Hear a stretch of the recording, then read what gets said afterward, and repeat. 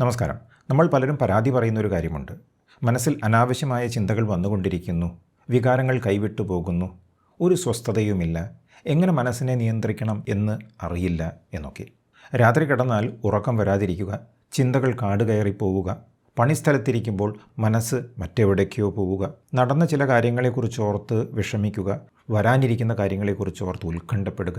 ഇതൊക്കെ നമ്മളിൽ ഭൂരിഭാഗം ആളുകളുടെയും ദിവസേനയുള്ള പ്രശ്നങ്ങളാണ്. മനസ്സിനെ ഒന്ന് ശാന്തമാക്കാൻ നമ്മൾ ശ്രമിച്ചുകൊണ്ടിരിക്കുന്നുണ്ടാകും. പക്ഷേ എത്രത്തോളം ശ്രമിക്കുന്നുവോ അത്രത്തോളം നമുക്ക് നമ്മുടെ മനസ്സ് കൈവിട്ടു പോകുന്ന അവസ്ഥയും ഉണ്ടാകാറുണ്ട്. ഇതിൽ നിന്നൊക്കെ കരകയറാൻ കഴിഞ്ഞ നൂറ്റാണ്ടിൽ ജീവിച്ചിരുന്ന ശ്രീ രമണ മഹർഷി അത്ഭുതകരമായ ഒരു കാര്യമാണ് പറഞ്ഞിട്ടുള്ളത്. ആത്മവിചാരം അഥവാ സെൽഫ് എൻക്വയറി. ചിന്തകളോടും വികാരങ്ങളോടും പൊരുതാതെ അവയുടെ ആധാരമായ ശുദ്ധമായ ഞാൻ എന്ന ബോധമുണ്ടല്ലോ, ആ ബോധത്തിലേക്ക് ഇറങ്ങിച്ചെന്നുകൊണ്ട് മനസ്സിനെ ശാന്തമാക്കുന്ന ഒരു പ്രക്രിയയാണ് ആത്മവിചാരം അഥവാ സെൽഫ് എൻക്വയറി. ഇതെങ്ങനെയാണ് കൃത്യമായി ചെയ്യാൻ കഴിയുക എന്ന ആശങ്ക പലരുടെ മനസ്സിലുമുണ്ട്. ഈ ശുദ്ധമായ സാന്നിധ്യത്തിലേക്ക് എങ്ങനെ നമുക്ക് എത്താൻ കഴിയും എന്ന് പ്രായോഗികമായ സിമ്പിളായ ചില ഉദാഹരണങ്ങളിലൂടെ നമുക്ക് മനസ്സിലാക്കാൻ ശ്രമിക്കാം. വെറുതെ കാര്യങ്ങൾ പറഞ്ഞു പോവുക മാത്രമല്ല, ഈ വീഡിയോയുടെ അവസാനം ഏതാണ്ട് ഒരു 15 മിനിറ്റ് ദൈർഘ്യമുള്ള ആത്മവിചാര ധ്യാനം കൂടി ഉൾപ്പെടുത്തുന്നുണ്ട്. വീഡിയോയിൽ പറയുന്ന കാര്യങ്ങൾ കൃത്യമായി മനസ്സിലാക്കിയ ശേഷം അവസാനം കൊടുത്തിരിക്കുന്ന ധ്യാനം ചെയ്യാൻ സാധിച്ചാൽ നിധിധ്യാസനത്തിൻ്റെ ഫലമുണ്ടാവുകയും നമ്മുടെ മനസ്സിൽ കാര്യങ്ങൾ ഉറയ്ക്കുകയും ചെയ്യും. ആത്മവിചാരം അല്ലെങ്കിൽ സെൽഫ് എൻക്വയറി എന്ന് പറഞ്ഞാൽ ഹു am I, ഞാൻ ആര് എന്ന അന്വേഷണമാണ്. ശ്രീ രമണ മഹർഷിയെ കാണാൻ വന്നിരുന്ന സീക്കേഴ്സ് ഉണ്ടല്ലോ, അവരോടെല്ലാം അദ്ദേഹം പറഞ്ഞു കൊടുത്തിരുന്നത് സെൽഫ് എൻക്വയറി അല്ലെങ്കിൽ ആത്മവിചാരം കൃത്യമായി പ്രാക്ടീസ് ചെയ്യാനാണ്. ആത്മവിചാരം എന്ന് പറഞ്ഞാൽ ഞാൻ ആര് എന്നാണല്ലോ. ഈ ഞാൻ ആര് എന്ന് മനസ്സിൽ വെറുതെ ചോദിച്ചതുകൊണ്ട് യാതൊരു പ്രയോജനവുമില്ല. കാരണം ആത്മവിചാരം ഒരു ചോദ്യമല്ല, ആഴത്തിലുള്ള ഒരു പ്രോസസ്സാണ്. ചിന്തകളുടെ ലോകത്ത് നിന്ന് എങ്ങനെ ചിന്തകനിലേക്ക് തിരിച്ചു വരാം എന്നതാണ് ആത്മവിചാരം. ഇതെങ്ങനെ ചെയ്യാം എന്നത് 3 സിമ്പിൾ സ്റ്റെപ്സിലൂടെ നമുക്ക് മനസ്സിലാക്കാൻ ശ്രമിക്കാം. ആദ്യമായി നമ്മൾ ചെയ്യേണ്ടത് ഒരു ചിന്ത വരുമ്പോൾ ആ ചിന്ത വന്നിരിക്കുന്നു എന്ന് അറിയലാണ്, ബിക്കമിങ് അവെയർ. ഒരു ഉദാഹരണം പറയാം. നിങ്ങളൊരു റെയിൽവേ സ്റ്റേഷനിൽ പ്ലാറ്റ്ഫോമിൽ ഇരിക്കുകയാണെന്ന് വിചാരിച്ചോളൂ. ഒരു ട്രെയിൻ വരുന്നു. പ്ലാറ്റ്ഫോമിലേക്ക് ട്രെയിൻ എത്തുമ്പോൾ ആ ട്രെയിൻ എത്തിക്കഴിഞ്ഞിരിക്കുന്നു എന്ന് നിങ്ങൾ അറിയുന്നു. പകരം നിങ്ങൾ ഫോണിൽ നോക്കിയിരിക്കുകയായിരുന്നെങ്കിൽ അല്ലെങ്കിൽ ആരോടെങ്കിലും സംസാരിക്കുകയായിരുന്നുവെങ്കിൽ ട്രെയിൻ വരുന്നത് അറിയുകയില്ല. അപ്പോൾ ട്രെയിൻ വരുന്നത് അറിയലാണ് ഫസ്റ്റ് സ്റ്റെപ്പ്. ചിന്തകൾ മനസ്സിലേക്ക് കടന്നു വരുന്നത് അറിയലാണ് ഫസ്റ്റ് സ്റ്റെപ്പ്. ട്രെയിൻ പ്ലാറ്റ്ഫോമിലേക്ക് വരുമ്പോൾ നമ്മളത് കാണുന്നു. അപ്പോൾ നമ്മുടെ മനസ്സ് പറയുന്നു, ഇത് ചെന്നൈ എക്സ്പ്രസ് ആണ്, അല്ലെങ്കിൽ ലോകമാന്യ തിലക് എക്സ്പ്രസ് ആണ്. ഓ, ഇന്നും ട്രെയിൻ ലേറ്റ് ആണല്ലോ, എന്നും ഈ വണ്ടി എങ്ങനെയാണ്. നോക്കൂ, നമ്മളിവിടെ ട്രെയിൻ കാണുകയാണോ ചെയ്യുന്നത്, അതോ ട്രെയിൻ കാണുമ്പോൾ മനസ്സിൽ വല്ലതും പറയുകയാണോ ചെയ്യുന്നത്? രണ്ടും നടക്കുന്നുണ്ട് എന്ന് നിങ്ങൾ പറയും. പക്ഷേ യഥാർത്ഥത്തിൽ ഈ ചിന്തകൾ മനസ്സിലൂടെ കടന്നു പോകുമ്പോൾ നമ്മുടെ എക്സ്പീരിയൻസ് പൂർണ്ണമാകുന്നില്ല. ട്രെയിൻ വരുമ്പോൾ ട്രെയിൻ വരുന്നത് കാണുക മാത്രമാണ് ചെയ്യേണ്ടത്. ഇത് വളരെ സട്ടിലായിട്ടുള്ള പ്രോസസ്സ് ആയത് കാരണം ഇങ്ങനെ പറയുന്നു എന്ന് മാത്രം. നമ്മൾ സാധാരണ ചെയ്യുന്ന ഒരു കാര്യം തന്നെയാണ്, ശ്രദ്ധിക്കാറില്ല. ഇവിടെ ആത്മവിചാരം ചെയ്യുമ്പോൾ ചിന്തകളുടെ ലോകം നമ്മൾ ശരിക്കും അറിയണം. ട്രെയിൻ വരുന്നത് കാണുമ്പോൾ മറ്റെന്തെങ്കിലും മനസ്സിൽ പറഞ്ഞു കഴിഞ്ഞാൽ അവിടെ ചിന്തയ്ക്കാണ് പ്രാധാന്യമുള്ളത്. ട്രെയിനിൻ്റെ ഉദാഹരണത്തിലൂടെ നമുക്ക് നമ്മുടെ മനസ്സിലേക്ക് കടക്കാം. മനസ്സിൽ ഒരു ചിന്ത വരുന്നു, ഓ, നാളെ ഓഫീസിൽ ധാരാളം പണിയുണ്ട്. ഇതൊരു ചിന്തയാണല്ലേ. ട്രെയിൻ പ്ലാറ്റ്ഫോമിലേക്ക് വന്നതുപോലെ തന്നെ ഒരു ചിന്തയാണ്. പക്ഷേ അവിടെ കാര്യങ്ങൾ നിൽക്കുന്നില്ല. നമ്മുടെ മനസ്സ് ഇമ്മീഡിയറ്റ്ലി മറ്റൊരു ചിന്ത കൊണ്ടുവരും. അയ്യോ, നാളെ പണി തീർക്കാൻ കഴിഞ്ഞില്ലെങ്കിലോ, ബോസ് എന്ത് പറയും, വൈകുന്നേരം എനിക്കൊരു സ്ഥലം വരെ പോകാനുള്ളതല്ലേ, ലീവ് കിട്ടുമോ, എന്താണ് പറയുക. നോക്കൂ, എത്ര ചിന്തകളാണ് മനസ്സിലേക്ക് കയറി വന്നത്. ആദ്യ ചിന്ത കടന്നു വന്നപ്പോൾ മറ്റനവധി ചിന്തകളെ അതിനോടൊപ്പം ചേർക്കുന്നത് നമ്മൾ അറിയാതെ ആ ട്രെയിനിൽ കയറി സഞ്ചരിക്കുന്നത് പോലെയാണ്. എവിടേക്കാണ് ട്രെയിൻ പോകുന്നത് എന്ന് പോലും നമുക്കറിയില്ല. ആ ട്രെയിനിൽ നമ്മൾ കയറി സഞ്ചരിക്കുന്നു. കുറേ ദൂരം പോയ ശേഷമായിരിക്കും മനസ്സിലാവുക, അയ്യോ, ഞാൻ ഈ ട്രെയിനിലല്ലല്ലോ കയറേണ്ടത് എന്നതുപോലെയാണ്. ഒരു ചിന്ത വരുമ്പോൾ ആ ചിന്ത നമ്മൾ മനസ്സിലാക്കിയിട്ടില്ലെങ്കിൽ, അവെയർ ആയിട്ടില്ലെങ്കിൽ മറ്റനവധി ചിന്തകൾ അതോടൊപ്പം ചേരുകയും നമ്മൾ ആ ആദ്യം വന്ന ചിന്തയുണ്ടല്ലോ അതോടൊപ്പം പല സ്ഥലങ്ങളിലേക്കും സഞ്ചരിക്കും. അപ്പോൾ ഇവിടെ നമ്മൾ ചെയ്യേണ്ടത്, ഒരു ചിന്ത കടന്നു വന്നാൽ അതോടൊപ്പം മറ്റൊരു ചിന്തയെ ചേർക്കാതിരിക്കുക. ട്രെയിൻ പ്ലാറ്റ്ഫോമിലേക്ക് എത്തുമ്പോൾ നമ്മളൊന്നും പറയുന്നില്ല എന്ന് പറഞ്ഞതുപോലെ ആദ്യത്തെ ചിന്ത മനസ്സിലേക്ക് കടന്നു വരുമ്പോൾ അതോടൊപ്പം നമ്മളൊന്നും ചേർക്കുന്നില്ല, ഉപ്പും പുളിയും ഒന്നും ചേർക്കുന്നില്ല. അത് വെറുതെ നോക്കിക്കാണുന്നു. ഒരു ചിന്ത വന്നു എന്ന് അറിയുന്നു.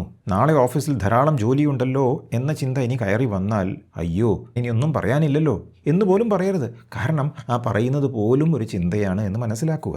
സാധാരണഗതിയിൽ ഒരു ചിന്ത വരുമ്പോൾ അതോടൊപ്പം മറ്റ് ചിന്തകളെ നമ്മൾ ചേർക്കുന്നത് ജഡ്ജ്മെൻറ്റിലൂടെ, അനാലിസിസിലൂടെ, ബ്ലെയിമിങ്ങിലൂടെ, പ്ലാനിങ്ങിലൂടെ, ലേബലിങ്ങിലൂടെ, ഇങ്ങനെ പല വിധത്തിലുള്ള ചിന്തകളാണ് നമ്മളതോടൊപ്പം ചേർക്കുന്നത്. അപ്പോൾ ഇനി ചെയ്യാനുള്ളത്, ചിന്തകൾ വരുമ്പോൾ നമ്മൾ അവിടെ തന്നെ ഇരിക്കുന്നു. ട്രെയിൻ പ്ലാറ്റ്ഫോമിലേക്ക് വരുമ്പോൾ നമ്മൾ ആ സീറ്റിൽ നിന്നും എഴുന്നേൽക്കുന്നില്ല. നമ്മുടെ വണ്ടിയല്ല, നമ്മളവിടെ ഇരിക്കുന്നു. ആ ട്രെയിൻ അങ്ങനെ പോകുന്നത് കാണുന്നു. നമ്മൾ മനസ്സിലൊന്നും പറയുന്നില്ല. ആദ്യത്തെ ഈ സ്റ്റെപ്പ് എടുത്തു കഴിഞ്ഞാൽ മാത്രമേ രണ്ടാമത്തെ സ്റ്റെപ്പിലേക്ക് നമുക്ക് പോകാൻ കഴിയുകയുള്ളൂ. ആദ്യത്തെ സ്റ്റെപ്പ് എന്ന് പറയുന്നത് നമ്മളും ചിന്തയും തമ്മിലൊരു ഗ്യാപ്പ് സൃഷ്ടിക്കലാണ്, സ്പേസ് ഉണ്ടാക്കലാണ്. നമ്മൾ ചിന്തയോടൊപ്പം എവിടേക്കും പോകുന്നില്ല. നമ്മൾ ഇവിടെ ഇരുന്ന് അതറിയുന്നു. അങ്ങനെ വരുമ്പോൾ അറിയുന്നവനും അറിയപ്പെടുന്ന ചിന്തയും വേറെയായി നിൽക്കുന്നു. ഈ ഗ്യാപ്പ് സൃഷ്ടിച്ച് കഴിഞ്ഞാൽ രണ്ടാമത്തെ സ്റ്റെപ്പിലേക്ക് കടക്കാം. രണ്ടാമത്തെ സ്റ്റെപ്പിൽ നമ്മൾ അന്വേഷിക്കുന്നത് ആർക്കാണ് ഈ ചിന്ത വന്നത് എന്നാണ്. ട്രെയിൻ പ്ലാറ്റ്ഫോമിലേക്ക് വരുമ്പോൾ നമ്മളത് കാണുന്നു, അനുഭവിക്കുന്നു. ആ അനുഭവം നടക്കുന്ന സമയത്ത് നമ്മൾ ഉള്ളിൽ വിചാരം ചെയ്യുന്നു, ആരാണ് ഇതനുഭവിക്കുന്നത് എന്ന്, ആരാണ് ഈ ട്രെയിൻ പോകുന്നത് കാണുന്നത്. ഇവിടെ ഈ സ്റ്റെപ്പ് പറയുമ്പോൾ ഒരു കൺഫ്യൂഷൻ വരാൻ സാധ്യതയുണ്ട്. ഈ ചോദ്യം ഇങ്ങനെ മനസ്സിൽ ചോദിക്കണമോ അല്ലെങ്കിൽ ചിന്തിക്കണമോ എന്ന്. പാടില്ല. കാരണം നിങ്ങൾ നിങ്ങളുടെ മനസ്സിൽ ഈ ചോദ്യം ചോദിച്ചാലും ഒരു ചിന്ത കൊണ്ടുവന്നാലും എല്ലാം ചിന്തകളാണല്ലോ. അപ്പോൾ ചിന്ത പാടില്ല. പകരം എന്താണ് വേണ്ടത്? അന്വേഷണമാണ്. മനസ്സിൽ കാര്യങ്ങൾ പറയാതെ തന്നെ നമുക്ക് അന്വേഷിക്കാമല്ലോ. ചെയ്യാൻ സാധിക്കും. ട്രെയിൻ വരുന്നത് കാണുന്ന സമയത്ത് നമുക്ക് അവെയറാകാൻ സാധിക്കും. ആരാണ് ഇത് അവെയറാകുന്നത് എന്ന് അന്വേഷിക്കാൻ സാധിക്കും. ചിന്ത മനസ്സിലേക്ക് കടന്നു വരുമ്പോൾ ഒരു ചിന്ത വന്നു എന്ന് നമുക്കറിയാൻ കഴിയുന്നു. ആർക്കാണ് ഈ ചിന്ത വന്നത് എന്ന് നമുക്ക് അന്വേഷിക്കാൻ കഴിയും. ആർക്കാണ് ഈ ട്രെയിനിൻ്റെ അനുഭവം ഉണ്ടാകുന്നത് എന്ന് ചോദിക്കുമ്പോൾ തന്നെ നമ്മുടെ ശ്രദ്ധ ട്രെയിനിൽ നിന്നും നമ്മിലേക്ക് വരും. അതുപോലെ തന്നെ ആർക്കാണ് ഈ ചിന്തയുണ്ടാകുന്നത് എന്ന് അന്വേഷിക്കുന്ന ആ നിമിഷം നമ്മുടെ ശ്രദ്ധ ചിന്തയിൽ നിന്നും ചിന്തകനായ നമ്മിലേക്ക് തന്നെ വരും. ഓഫ് കോഴ്സ് ട്രെയിനിൻ്റെ ഉദാഹരണത്തിൽ നമുക്കത് ചെയ്യാൻ കുറച്ച് എളുപ്പമാണ്. കാരണം ട്രെയിൻ ഒരു ഒബ്ജക്റ്റാണ്, ഞാനും ഒരു ഒബ്ജക്റ്റാണ്. എന്നാൽ ചിന്ത എന്ന് പറയുമ്പോൾ രണ്ടും നമ്മുടെ ഉള്ളിലാണ് നടക്കുന്നത്. ഒരു ചിന്ത മനസ്സിലേക്ക് കയറി വരുമ്പോൾ അതിനെ അറിയുക എന്നത് സ്പെഷ്യലായിട്ടുള്ള ഒരു കഴിവാണ്. ഇത് ഒന്നുകൂടി വ്യക്തമാകാൻ വേണ്ടി മറ്റൊരു ഉദാഹരണം പറയാം. നമ്മൾ ഒരു തിയേറ്ററിൽ സിനിമ കാണുകയാണ് എന്ന് വിചാരിച്ചോളൂ. സ്ക്രീനിൽ ഒരു കപ്പിൾ, ദമ്പതികൾ വിഷമിക്കുന്നതായിട്ട് നിങ്ങൾ കാണുന്നു. സങ്കടം വരുന്നൊരു സീനാണ് എന്ന് വിചാരിച്ചോളൂ. നമ്മൾ ആ സീനിൽ മുഴുകിപ്പോയാൽ നമ്മളും വിഷമിച്ചു തുടങ്ങും. ആ ചിത്രത്തിൽ കാണുന്ന വ്യക്തികളിലേക്ക് നമ്മൾ പ്രവേശിക്കും. നമുക്കാണ് ഇത് സംഭവിക്കുന്നത് എന്ന തോന്നൽ അറിയാതെ നമ്മളിൽ വരും. ഇതിങ്ങനെ സംഭവിക്കാൻ കാരണം നമ്മുടെ ശ്രദ്ധ പൂർണ്ണമായും സ്ക്രീനിലുള്ള ചിത്രങ്ങളിലായതുകൊണ്ടാണ്. പെട്ടെന്ന് ഒരു ഗ്യാപ്പ് സൃഷ്ടിക്കാൻ വേണ്ടി നമ്മൾ അന്വേഷിക്കുന്നു, ആരാണ് ഈ സ്ക്രീനിലുള്ള ചിത്രങ്ങൾ കാണുന്നത്. ഈ ചോദ്യം ചോദിക്കുമ്പോൾ തന്നെ, ഈ അന്വേഷണം ആരംഭിക്കുമ്പോൾ തന്നെ നമ്മുടെ ശ്രദ്ധ സ്ക്രീനിൽ നിന്നും ഈ സീറ്റിലിരിക്കുന്ന നമ്മിലേക്ക് തന്നെ വരും. സ്ക്രീനിൽ സിനിമ ഓടിക്കൊണ്ടിരിക്കുന്നുണ്ട്, പക്ഷേ ആ ഒരു നിമിഷം നമ്മൾ ഡിറ്റാച്ച്ഡായി. നമ്മൾ ഇവിടെ ഇരിക്കുകയാണ്, നമ്മൾ അതുമായി യാതൊരു ബന്ധവുമില്ല എന്ന ബോധം നമ്മിൽ ഉദിക്കും. ഇതുപോലെ തന്നെയാണ് ബോധമാകുന്ന നമ്മുടെ സ്ക്രീൻ. നാളെ ഓഫീസിൽ ഒരുപാട് പണിയുണ്ടല്ലോ എന്ന് നമ്മുടെ ബോധമാകുന്ന സ്ക്രീനിൽ വരുന്ന ചിത്രങ്ങളാണ് എന്ന് സങ്കല്പിച്ചോളൂ. അപ്പോൾ ആർക്കാണ് ഈ ചിന്ത വന്നത് എന്ന് അന്വേഷിക്കുമ്പോൾ ബോധമാകുന്ന സ്ക്രീനിൻ്റെ മുകളിൽ തെളിയുന്ന ചിത്രങ്ങളിൽ നിന്ന് നമ്മുടെ ശ്രദ്ധ സ്ക്രീനിലേക്ക് തിരിച്ചു വരും. അപ്പോൾ നമ്മുടെ ശ്രദ്ധ ദർശകനിലേക്ക് വരും, സാക്ഷിയിലേക്ക് വരും. ശ്രീ രമണ മഹർഷി പറയുന്നത്, കാണുന്ന ലോകം ഇല്ലാതാകുമ്പോൾ സാക്ഷാത്കാരമുണ്ടാകും. അതായത് ദർശകനായ ആത്മാവിനെക്കുറിച്ചുള്ള സാക്ഷാത്കാരം ലഭിക്കും എന്നാണ്. നമ്മുടെ ബോധമാകുന്ന കോൺഷ്യസ്നസ് ഒരു കണ്ണാടി പോലെയാണ്. കണ്ണാടിയുടെ മുന്നിൽ പല വസ്തുക്കളും വന്നുപോയിക്കൊണ്ടേയിരിക്കുന്നു. കണ്ണാടിയിൽ എല്ലാത്തിൻ്റെയും റിഫ്ലക്ഷൻ, പ്രതിഫലനമുണ്ടാകുന്നു. വസ്തുക്കൾ മാറിപ്പോകുമ്പോൾ കണ്ണാടി അപ്രത്യക്ഷമാകുന്നുണ്ടോ? ഇല്ല, കണ്ണാടി അവിടെ തന്നെയുണ്ട്. അതുപോലെ തന്നെ ചിന്തകൾ വന്നു പോകുമ്പോൾ കണ്ണാടി പോലെയുള്ള ബോധമാകുന്ന ഞാൻ അവിടെ തന്നെയുണ്ട്. ചിന്തകൾ വരുന്നതിന് മുമ്പും ചിന്തകൾ കടന്നു പോകുമ്പോഴും ചിന്തകൾ പോയി കഴിഞ്ഞാലും ബോധമാകുന്ന ഞാൻ അവിടെ തന്നെയുണ്ട്. ആ ബോധമാകുന്ന ഞാൻ എന്ന സ്വത്വത്തിലേക്ക് നമ്മൾ ശ്രദ്ധ തിരിക്കുന്ന പ്രക്രിയയാണ് ആത്മവിചാരം അഥവാ സെൽഫ് എൻക്വയറി. അപ്പോൾ നേരത്തെ ആർക്കാണ് ഈ ചിന്ത വരുന്നത് എന്ന് ചോദിച്ചുവല്ലോ. അപ്പോൾ എനിക്ക് എന്നുത്തരം നമ്മുടെ ഉള്ളിൽ നിന്നും ലഭിക്കും. മനസ്സിലത് പറയേണ്ട കാര്യമില്ല, ഒരറിവാണ് എനിക്ക് എന്ന അറിവ്. എനിക്ക് എന്ന അറിവ് ഉണ്ടാകുമ്പോൾ അടുത്ത അന്വേഷണം ആരംഭിക്കാനുള്ള സമയമായി. അതാണ് ഞാൻ ആര് എന്ന ആത്മാന്വേഷണം. നമ്മുടെ മനസ്സ് ഒരു ടോർച്ചാണ് എന്ന് സങ്കല്പിച്ചാൽ ആ ടോർച്ച് ഏത് സമയവും നമ്മൾ പുറത്തോട്ട് അടിച്ചുകൊണ്ടാണ് ഇരിക്കുന്നത്. ചുമരിലേക്കും വസ്തുക്കളിലേക്കും തറയിലേക്കും എല്ലാം അടിച്ചുകൊണ്ടിരിക്കുകയാണ്. ആത്മവിചാരം എന്ന് പറയുന്നത് ഈ ടോർച്ച് 180 ഡിഗ്രി തിരിച്ച ശേഷം അതിൻ്റെ വെളിച്ചം എവിടെ നിന്നാണ് വരുന്നത് എന്ന് അന്വേഷിക്കുന്ന പ്രക്രിയയാണ്. അപ്പോൾ ഞാൻ ആരാണ് എന്ന് അന്വേഷിക്കുന്നതിൻ്റെ അർത്ഥം, ഇത്രയും സമയം എൻ്റെ ശ്രദ്ധ പുറത്തോട്ട് പോവുകയായിരുന്നു, ട്രെയിനിലേക്ക് പോവുകയായിരുന്നു, സിനിമ സ്ക്രീനിലേക്ക് പോവുകയായിരുന്നു, ദൃശ്യങ്ങളിലായിരുന്നു.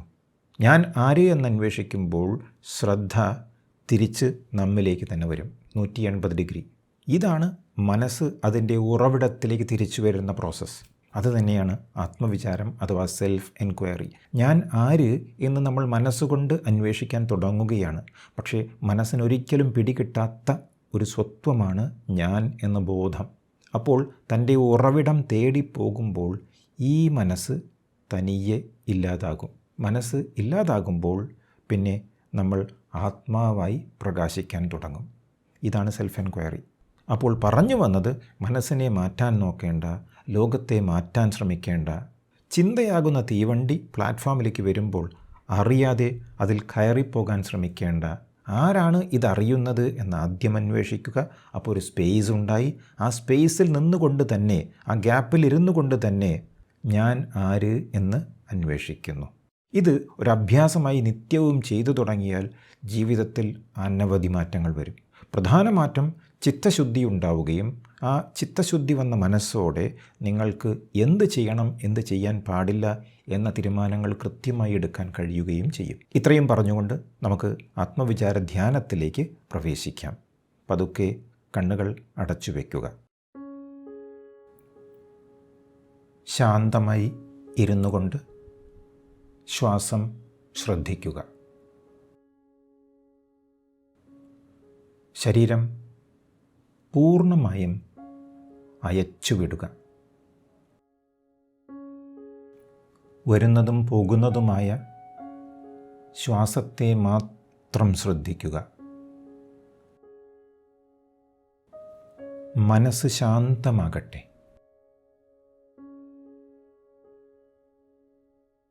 ഇനി നിങ്ങളുടെ മനസ്സിലേക്ക് നോക്കുക.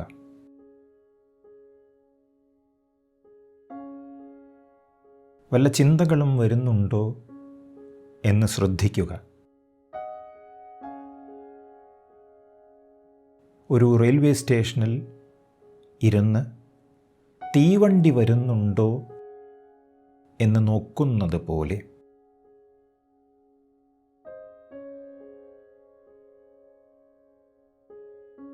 ചിലപ്പോൾ ചില ചിന്തകൾ വന്നേക്കാം. ഓഫീസിലെ ജോലികൾ, വീട്ടിലെ കാര്യങ്ങൾ, നാളെ ചെയ്യേണ്ട ചില കർമ്മങ്ങൾ, ഇവയൊക്കെ എല്ലാം തീവണ്ടികളാണ്. നമ്മൾ പ്ലാറ്റ്ഫോമിൽ ഇരുന്നാൽ മതി, വണ്ടിയിൽ കയറേണ്ടതില്ല. ചിന്തകളെ വിലയിരുത്തേണ്ടതില്ല.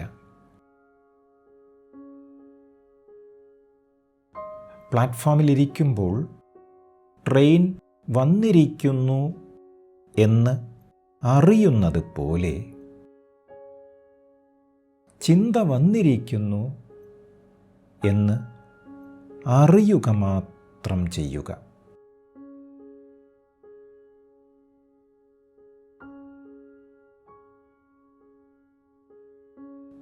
ഒരു ജഡ്ജ്മെൻറ്റുമില്ല, പ്ലാനിങ്ങുമില്ല, ബ്ലെയിമിങ്ങുമില്ല, ലേബലിങ്ങുമില്ല. എല്ലാം ചിന്തകളാണ്.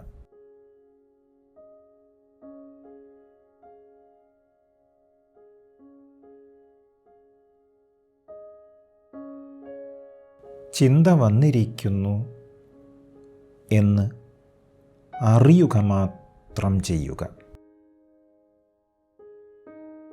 ഒരു സിനിമ കാണുന്നത് പോലെ സ്ക്രീനിലെ ചിത്രങ്ങളിൽ മുഴുകിപ്പോകുമ്പോൾ നാം നമ്മെ മറക്കുന്നു.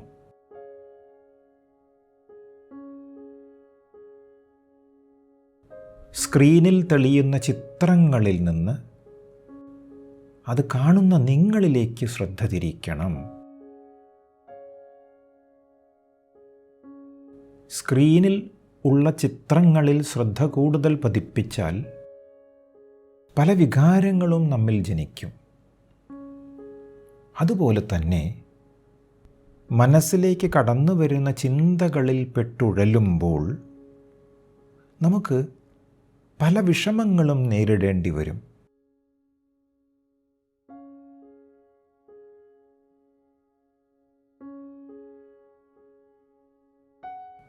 നിങ്ങൾ ചിന്തകളല്ല, നിങ്ങളിൽ ചിന്ത ഉയർന്നു എന്നേയുള്ളൂ. ഉയർന്നു വന്ന ചിന്തകളെ നോക്കിക്കാണുക മാത്രം ചെയ്യുക.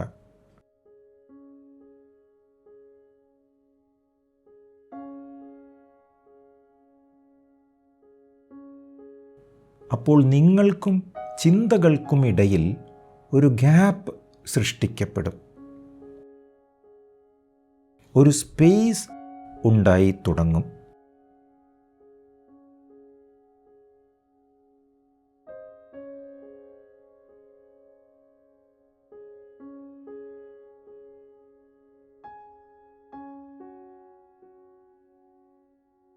പിന്നെ അന്വേഷിക്കേണ്ടത് ആർക്കാണ് ഈ അനുഭവം ഉണ്ടാകുന്നത് എന്നാണ്. ആർക്കാണ് ഈ ചിന്തകൾ വരുന്നത്?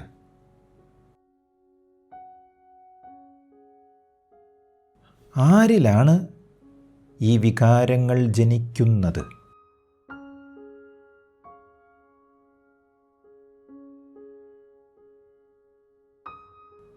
ശ്രദ്ധയോടെ വിചാരം ചെയ്യുകയാണ് വേണ്ടത്. ചോദ്യങ്ങൾ മനസ്സിൽ ചോദിക്കുകയല്ല വേണ്ടത്.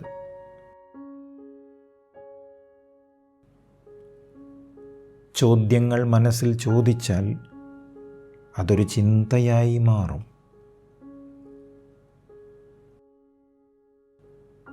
അപ്പോൾ വീണ്ടും ആ ചിന്ത ആർക്കാണ് ഉണ്ടാകുന്നത് എന്നന്വേഷിക്കണം.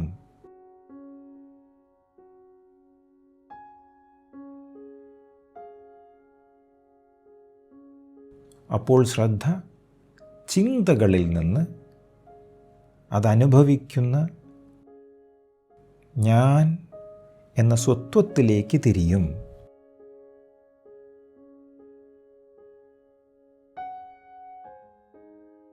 പ്ലാറ്റ്ഫോമിലേക്ക് കടന്നു വന്ന ട്രെയിനിൽ നിന്ന് ശ്രദ്ധ പ്ലാറ്റ്ഫോമിലിരിക്കുന്ന നിങ്ങളിലേക്ക് വരും.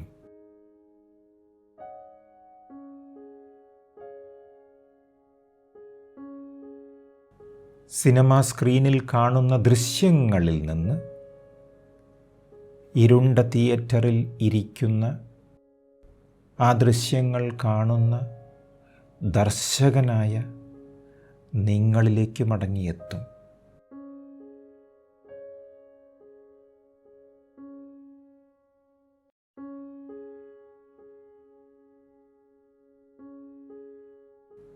കാണപ്പെടുന്ന ലോകമല്ല പ്രധാനം, കാണുന്ന നിങ്ങളാണ് പ്രധാനം.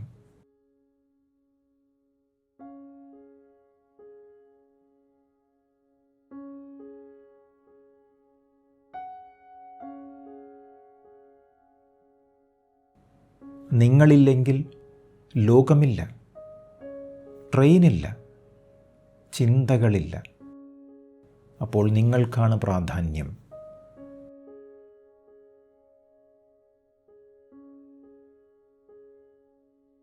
ചിന്തകൾ എന്ന് പറയുന്നത് നിങ്ങളുടെ ബോധമണ്ഡലമാകുന്ന സ്ക്രീനിൽ വന്നു പോകുന്ന ചിത്രങ്ങൾ മാത്രം.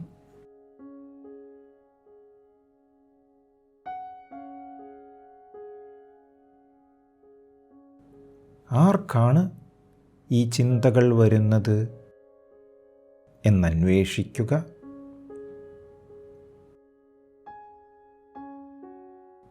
എനിക്ക് എന്ന അറിവ് ഉള്ളിൽ ജനിക്കുമ്പോൾ ഞാൻ ആര് എന്ന് വീണ്ടും അന്വേഷിക്കുക.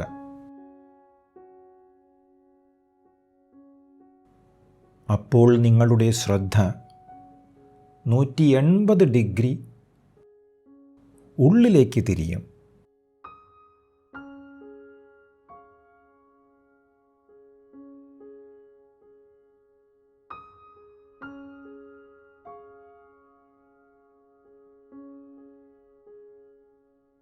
ഇത്രയും സമയം നിങ്ങളുടെ മനസ്സ് പുറത്തുള്ള വസ്തുക്കളിൽ വെളിച്ചമടിക്കുന്ന ടോർച്ച് ലൈറ്റ് പോലെയാണ്.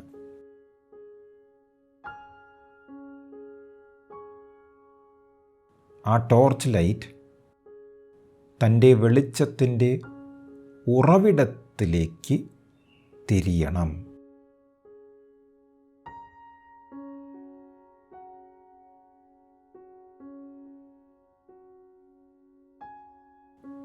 ചിന്തകൾ വന്നു പോകുന്നവയാണ്, നിങ്ങളെ ബാധിക്കുന്നില്ല. ഒരു കണ്ണാടിയുടെ മുന്നിലൂടെ പല വസ്തുക്കളും വന്നു പോകുന്നു. എല്ലാം കണ്ണാടിയിൽ തെളിയുന്നു. പക്ഷേ കണ്ണാടിക്ക് മാറ്റമില്ല.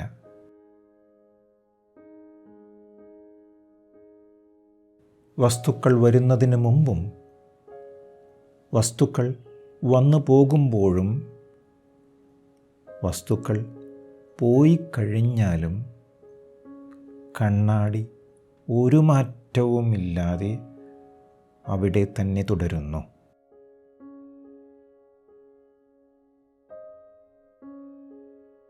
അതുപോലെ ചിന്തകൾ വരുന്നതിന് മുമ്പും ചിന്തകൾ വരുമ്പോഴും ചിന്തകൾ പോയി കഴിഞ്ഞാലും നിങ്ങളാകുന്ന ബോധം മാറ്റമില്ലാതെ തുടരുന്നു.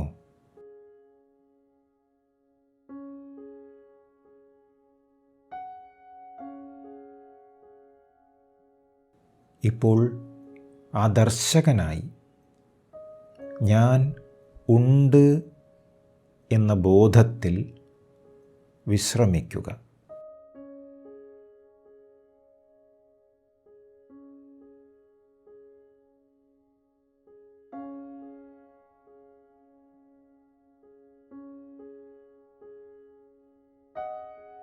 ഞാൻ എന്ന അഹംസ്ഫുരണയിൽ ഇരിക്കുക.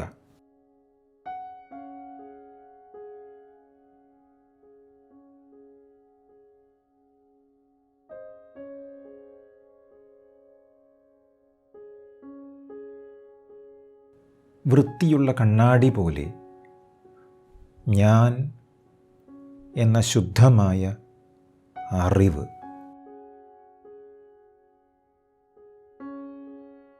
ഞാൻ എന്ന ഉണർവ്, ആ ഉണർവിൽ ഒരു മാറ്റവുമില്ല.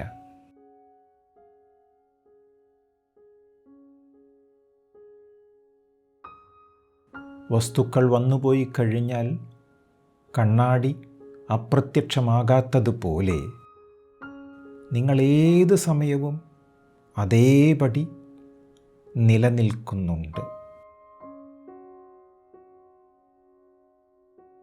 ഉണർന്നിരിക്കുമ്പോഴും സ്വപ്നം കാണുമ്പോഴും ഗാഢനിദ്രയിലും നിങ്ങളുണ്ട്.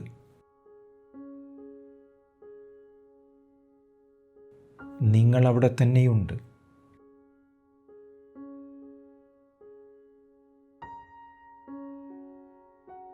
ചിന്തകൾക്കപ്പുറം നിങ്ങളുണ്ട്, ആ കണ്ണാടി പോലെ. ഒരു സംശയവുമില്ലാതെ, ഒരു ചിന്തയുമില്ലാതെ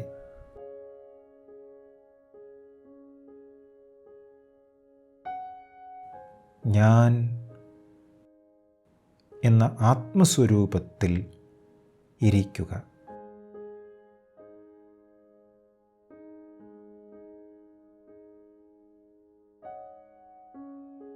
ശ്രദ്ധ തുടർച്ചയായി ഉള്ളിലേക്ക് തിരിച്ചുകൊണ്ടേയിരിക്കണം.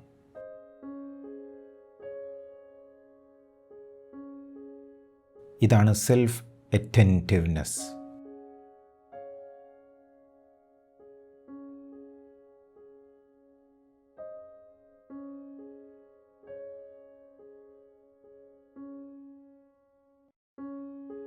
ഈ അസംസ്കൃതമായ സാന്നിധ്യത്തിൽ ലയിച്ചിരിക്കുക. ഈ ശുദ്ധമായ ഉണർവ് തന്നെയാണ് നിങ്ങൾ.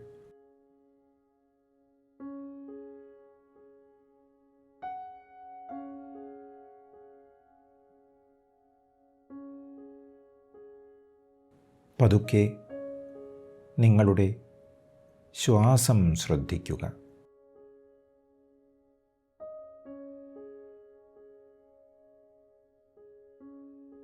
ശരീരത്തെ അറിയുക.